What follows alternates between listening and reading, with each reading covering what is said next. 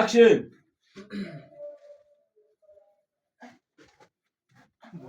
Mbona bwa kera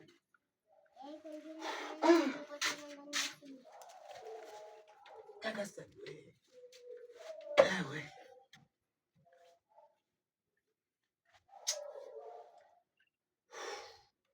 numva ndushye.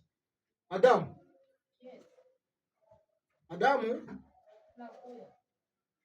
ihute unzanire amazi ngaraye mu maso.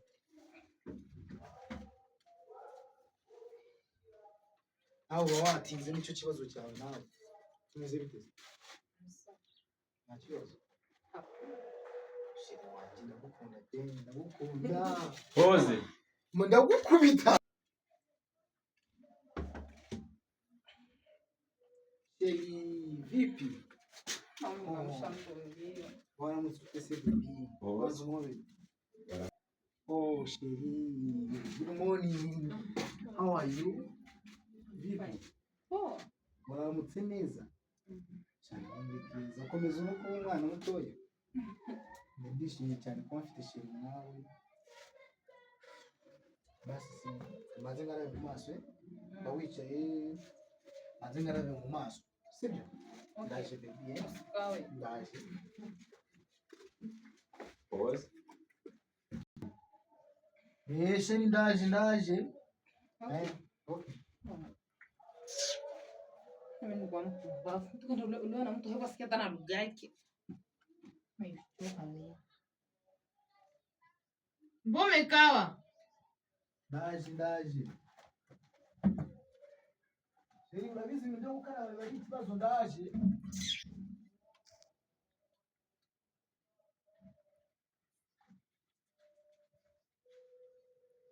Pause. Sheri. Unahisi bitotsi mu maso ariko birashize. Mara kalisi siki. Ariko ubundi ukweli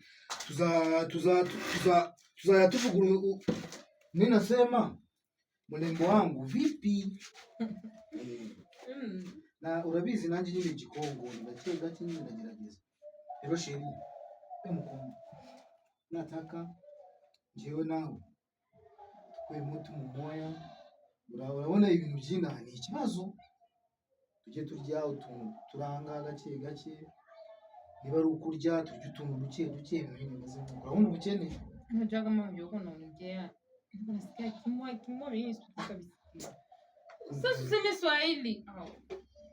Swahili nyine nanjye ikibazo. Swahili ni ikibazo. Uzi ndavuga gute Swahili natayizi? Kuko ndaraba Kongo nabona. Okay, sawa. Mimi nasema hivi. Mimi na wewe tunapendana sana. Nataka ile mapenzi ikuwe poa. Usijali. Na tumaini tu. Sawa, kuna shida tu unaiona. Unikuwe wa amani.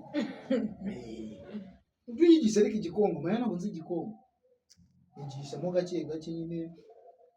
Sawa, umutu umubwira ngo ndagukunda paka pfuye banabisema. Nakupenda paka mwisho. Nipe kabisa bebe.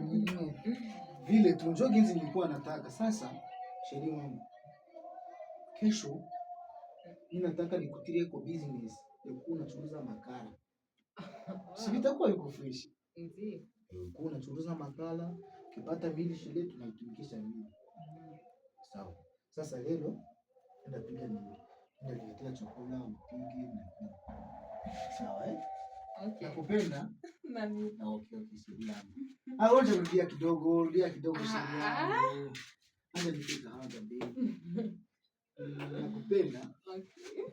Wewe mbona unishibii unanipenda? Nakupenda. Sawa tu. High five. I love you. I love you. Okay, Sheri. Muri kimono ngawa kugiye.